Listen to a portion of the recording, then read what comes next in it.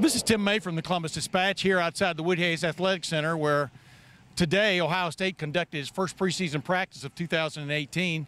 The media initially was going to be inside and get to watch a little bit of it, but with the events that have occurred over the last several days, including Urban Meyer, going into his 7th year as Ohio State coach, being put on administrative leave with pay as Ohio State looks further into what he knew or might have known about the Zach Smith situation and the tumult that occurred with Zach Smith's wife over the years. Ryan Day was at the head of the pack as the team went onto the field and conducted pretty much a light workout for about 2.5 hours on the outdoor fields.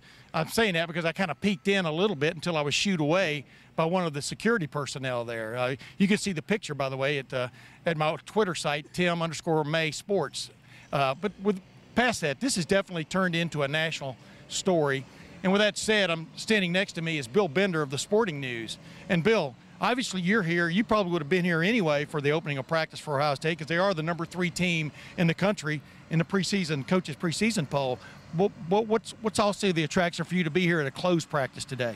Well, obviously, I think the question is what comes next with Urban Meyer. You had like you said, being on paid administrative leave. I think we're wondering what that next step is. Is it a suspension? Is it a resignation? What's next with Ryan Day and this football team? Obviously, not having the media or the players available, I think, is a good decision. I don't know how you feel about that, but I don't think the players should have to answer the questions that the administrators and coaches do right now. The way I answer that question is I always want access. I always want to be able to talk to everybody who walks out of the building, walks through the building. That's not the case. I understand what it is, but I always want access, and I know you do too. But then past that, this is an interesting thing. We have all kinds of articles up on dispatch.com and buckeyeextra.com about this whole situation that's going on, plus my little preview of practice getting underway. And let's just jump, because we don't have a definitive answer about the Urban Meyer situation as we speak. Obviously, a committee has been formed, et cetera. They will take care of that business.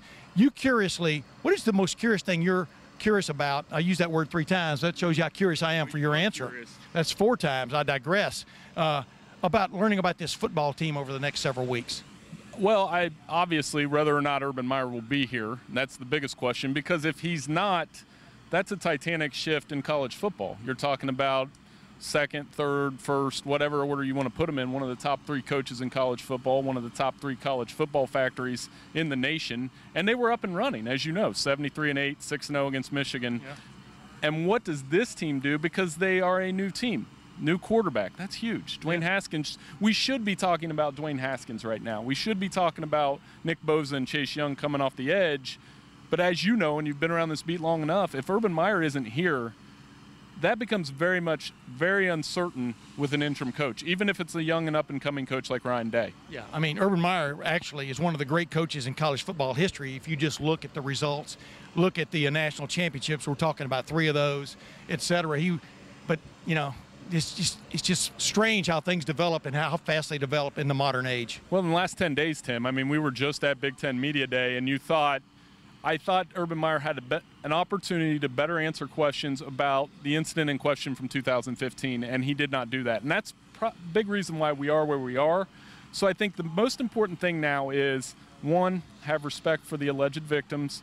2, get this right. Have some transparency. Get to the truth. And if Urban Meyer remains the football coach at Ohio State, do it in such a way that there's no doubt that he should be the football coach for Ohio State. In other words, this is not the time for any kind of knee-jerk reaction or decision by anyone, is basically what you're talking about. It should be thorough.